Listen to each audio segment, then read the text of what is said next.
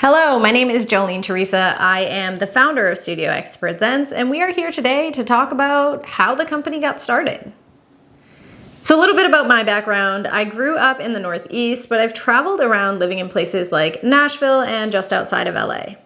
I have a background in theater, gymnastics, and dance.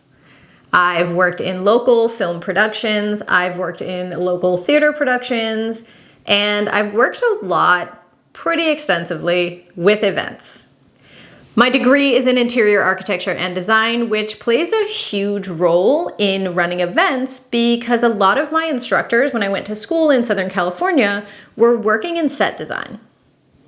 On top of that, I grew up in theaters, so set decorating and creating different props was kind of part of my summer experience for the productions and events I was involved in.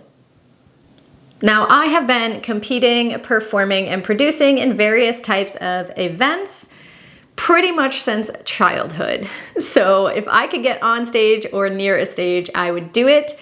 And this company is basically the brainchild of experiences over a few decades of working in the entertainment industry across the United States. Now, I started my pole and aerial journey in the early 2000s when it really started becoming a fitness.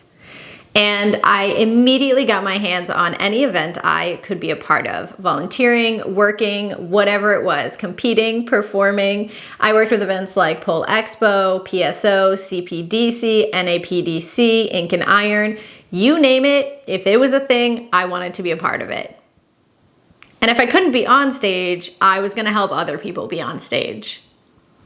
So in 2019, just before everything shut down, I was living in the Northeast, traveling around for work, and I realized there wasn't a lot of opportunities for the local community to perform.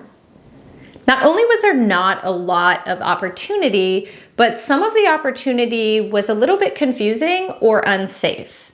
Now, pole and aerial are highly unregulated, so although large-scale events are regulated, pole and aerial themselves are not. As someone who's been in the industry for almost 2 decades, I had a lot of experience with safety, what was needed and what was recommended. Our entire company is based on safety parameters. So our team knows what is safe and what is not. They know what should happen, what could happen, and how to adapt. We want to create a safe environment for amateur performers so that they can become professional performers, but in a safe way.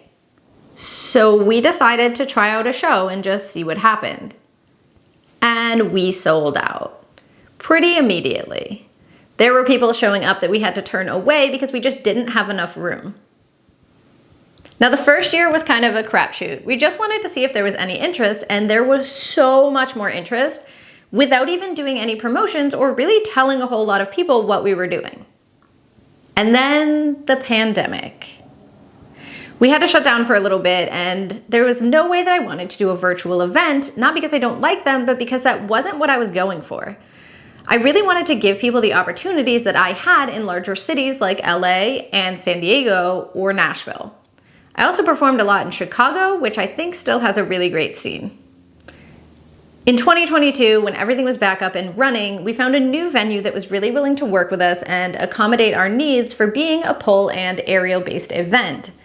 Big shout out to MK Photography for finding us this venue, because if you haven't been to the Northeast in America, it's pretty conservative, and based on where we're located, there's only a handful of venues that are willing to work with us, but also have the parameters that we need for a show, including pretty high ceilings. Most venues here won't work with us because of the P word. Pole. I know, seems a little bit antiquated, but here we are. The venue we'd like to work with in the Northeast is locally run.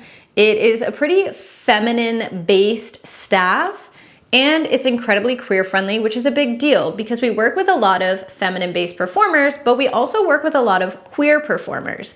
So we need to make sure that we're keeping our cast and staff safe by accommodating them with a venue that is both accepting and accommodating. The venue is also really easy to work with, and they let us choose the date of the local Pride Festival every year, so we do share that date, which means Our event is going on during the same time as the local Pride Festival, and this is great for us. It does make load-in a little bit more complicated and there's absolutely no parking, but we get to share a date with like-minded performers and producers. With this new venue, we also have the perfect parameters to add an aerial rig, so in 2022, we added aerial to the show. And in 2024, as the show grew, as our guests grew, our performances grew, we opened submissions back up, which is a little bit scary. We do have a crew that deals with choosing submissions, and we have a whole video on how to submit and how we choose submissions. So if you want to check that out for more on submissions, do so, because I'm not going to go over a ton of it here. But we also started our competition. Now, we had a lot of submissions for both the show and the competition. So having the two events allows us to accommodate more local talent and what they're looking for when they're on stage.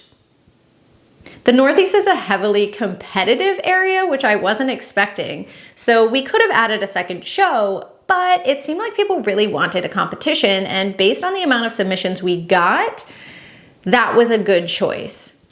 Our team did a really great job of curating and creating a performance-based competition. So less about tricks and more about how is your performance, which kind of makes it two shows, one you're being judged on and one you're not.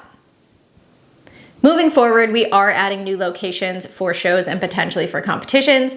We do currently have a solid base team that we work with as far as stage crew and performers, but we're constantly seeking new talent. The whole point of the company's live events is to give a stage for local amateur performers. Now, we do mix in some professionals.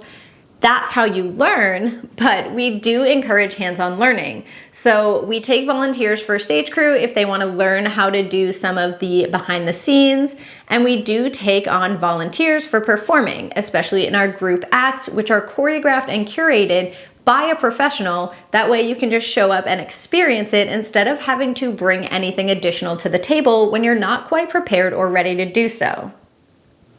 Now, the live events are great, but we also learned that a lot of people didn't really understand what it was we were offering or how to get there. Or they were just really excited about the performances they saw and they wanted to learn more. So we launched the studio. Our studio is on-demand content, so it's on-demand tutorials for pole, aerial, flexibility, chair, floor, heels. If you see it in our show, we probably have content on our website that allows you to get more information and learn how to do what we do.